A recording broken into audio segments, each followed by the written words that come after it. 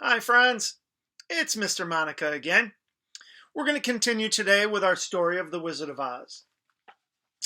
Um, Yesterday, when we were reading, Dorothy and her friends had went back to visit Oz because he had promised if they had come back, he would give the Scarecrow a brain, he would give the Tin Woodman a heart, and he would give the Cowardly Lion some courage. Good. And they went back, and he did that. And um, the question was that Oz still had to worry about Dorothy. How was he going to get her and Toto back to Kansas? And that's where we pick up chapter 20, the hot air balloon. For 3 days, Dorothy wandered sadly about the palace. She had heard not even a peep from Oz and was beginning to despair of seeing her home ever again. Her friends were all happy, though, because each had had his fondest wish come true. The Scarecrow was delighted with all the great thoughts he was thinking, but he wouldn't tell anyone what they were because he didn't think they would understand them. The Tin Woodman was thrilled by the way it felt to have a heart thumping about in his chest, and declared that he was ever so much kinder to people, and felt every joy and pain so much more deeply. As for the Lion, cowardly no longer, he told everyone that he feared nothing at all anymore, not even a horde of horrible Kalidas. At long last, on the 4th day, Oz sent for Dorothy. She ran to the throne room door at once and knocked. "Come in," said Oz. "Have a seat." "Do you know how to get Toto and me home to Kansas?" she asked hopefully. "Well," said Oz, "out of this country at any rate, we shall build another balloon. That is how I got here, so I don't see why we can't leave the same way." "We? Are you going with me?"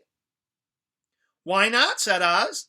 "I'm tired of being a humbug wizard, spending day after day hiding in my room so no one will learn my secret. I'd rather go to Kansas with you and find a circus to work for."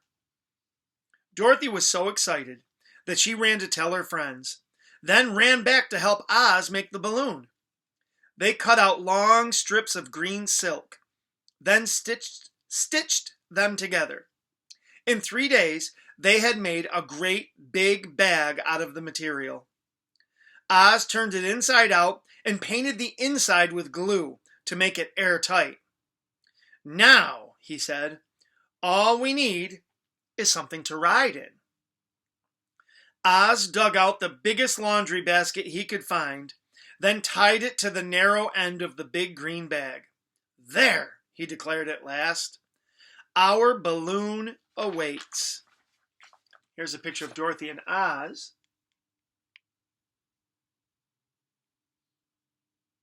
Cutting out that green silk.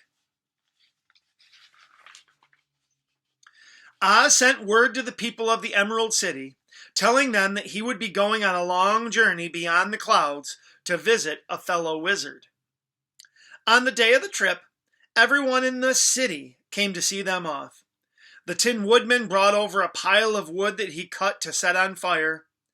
Oz brought out the balloon and held it over the fire so it filled with air.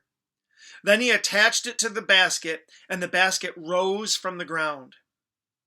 Oz climbed into the basket, waved to his people, and made a little speech. "Well, I'm gone," he told them. "The Scarecrow will rule over you. You must obey him as you would me. Have no fear. He is a very wise man." Oz looked around for Dorothy. "Come, Dorothy," he called. "Hurry, girl, or the balloon will fly away without you." "But I can't find Toto anywhere." She was running here and there looking for her little dog.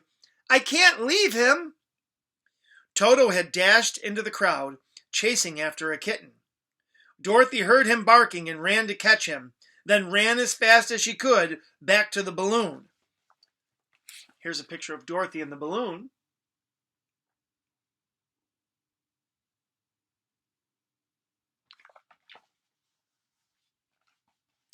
Just as she got to the balloon and stretched out her hand to grab Oz's, there was a sudden cracking sound, and the ropes anchoring the balloon to the ground broke free. Oz tried again to grab her hand, but he couldn't. The balloon was rising too fast. Dorothy was out of his reach.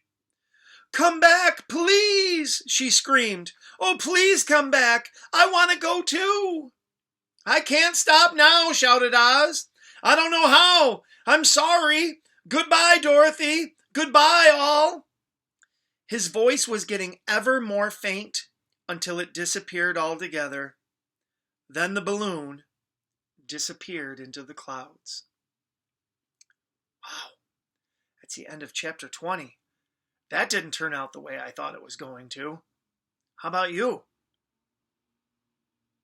I know. What is Dorothy going to do now? Do you think she'll ever get back to Kansas? We'll have to read again tomorrow to find out. Oh boy, listen to this. Chapter 21 tomorrow. News of another witch. I wonder if it's a good witch or a bad witch.